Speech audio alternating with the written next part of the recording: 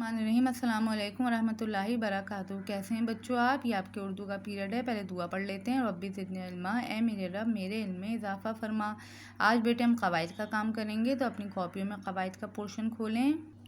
जी बेटे, आज हम करेंगे मुतरादिफ़ अल्फ़ाज़। आप पहले टाइटल पेज बनाएंगे मुतरादिफ़ अल्फ़ाज़ का, फिर सवाल लिखेंगे दुरुस्त मुतरादिफ़ पर दायरा बनाइए। ये आपकी वर्कशीट है बेटे। ये आपको अल्फ़ाज़ दिए हुए, या आपको इसके मुतरादिफ़ दिए हुए। जो सही मुतरादिफ़ है उस पे हम दायरा बनाएंगे। पहला लफ्ज़ क्या है? तवक्कुल। तवक्कुल माने सब्र, पहचान या भरोसा। तवक्कुल माने होता है बेटे भरोसा।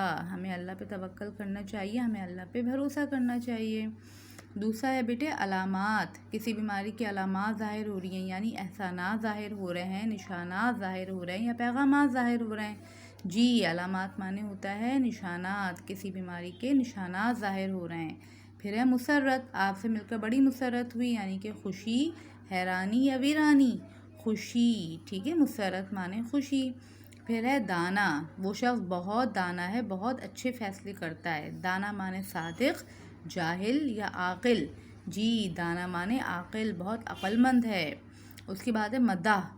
हमें नबी करीम सल्लल्लाहु अलैहि वसल्लम की मदाह में नात लिखी है, यानी इसका मतलब होता है तारीफ, ठीक है। लाज। लाज माने शर्म, शान या राज। लाज माने होता है बेटे शर्म, ठीक है। फिर है ज़र्फ़। जो आला ज़र्फ़ होते हैं हमेशा झुक के मिलते हैं। ज़र्फ़ माने मिजाज, बहादुरी या हौसला। ज़र्फ़ माने होता है मिजाज, ठीक है, कि उनका मिजाज बहुत आला होता है। रंजीदा। रंजीदा माने अफसुर्दा, अंधेरा या खुश।